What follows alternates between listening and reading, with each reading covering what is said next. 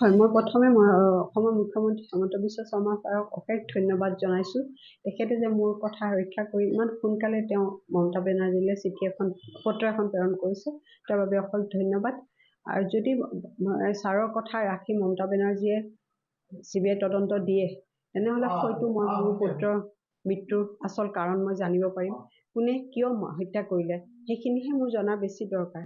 মোক সেইখিনি মই জানিবলৈ পাৰিম বুলি মই অতি আশাৰে বাট চাইছোঁ। মুখ্যমন্ত্ৰীয়ে CBI কিমানখিনি তদন্ত দিয়ে নে নিদিয়ে সেইখিনিহে মই ক'ব বিচাৰিছোঁ। কাৰণ তেওঁ যেতিয়া প্ৰথমে আমি SIT গঠন কৰিছিলোঁ, তেওঁলোকৰ পুলিচৰ ফালৰ পৰা হৈ পেলাই চৰকাৰে ডিভিজন বেঞ্চত এটা কেছ ফাইল কৰি দিছিলে যে আমাৰ SIT গঠন হ'ব নালাগে, পুলিচৰহে তদন্ত কৰিব লাগে। এতিয়া যদি আমাৰ মুখ্যমন্ত্ৰী ছাৰৰ অনুৰোধ তেওঁ ৰক্ষা কৰি CBI দিয়ে, তেন্তে হয়তো মই ন্যায় পাম। সেইটো খড়গপুৰখন মৃত্যুৰ কুৰিলি পৰা ঠাই এডোখৰ হৈছে, তাত মৃত্যুৰ পোৱা হৈ গৈছে।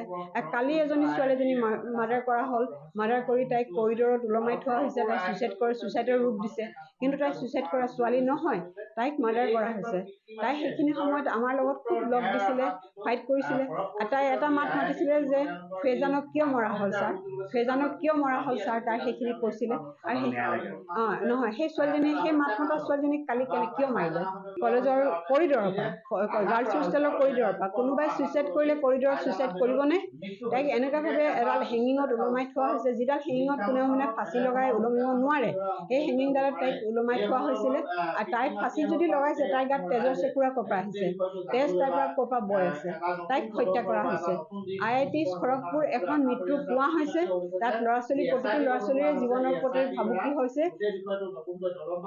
এইখিনি যদি CBI তদন্ত হয়, হয়তো IIT গোটেইখিনি খড়গপুৰৰ গোটেই কথাবিলাকৰ মুখা খুলিব, তেওঁলোকৰ মুখা খুলি গোটেইখিনি ওলাই পৰিব। আৰু ল'ৰা ছোৱালীৰ ভৱিষ্যত যেন তাত ডুব নাযায়, মৃত্যু নহয়, সেইখিনি